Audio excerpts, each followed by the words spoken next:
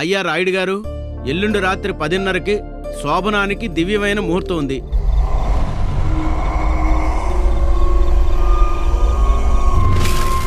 రాయుడు, చాలా హ్యాపీగా ఉన్నారా నీ కూతురు అల్లుడు? ప్రేమ పేరుతో లింకులు నడిపి పెద్ద పతివ్రతలా మాట్లాడుతున్నావు. నేను పతివ్రతను కాకపోతే నాకు విడాకులు ఇచ్చే, నీ దరిద్రం వదిలిపోతున్నా. తప్పులు చేయడం, విడాకులు అడగడం, చంపేయాలే నిన్ను.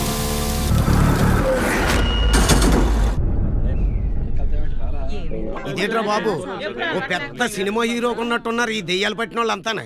మా అయ్యగారు కూతురు.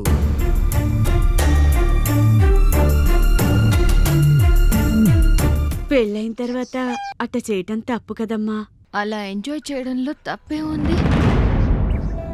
చిన్నప్పటి నుంచి కలిసి పెరిగిన వాళ్ళకి ఈ ప్రేమ భాష అంత తొందరగా అర్థం కాదంటే.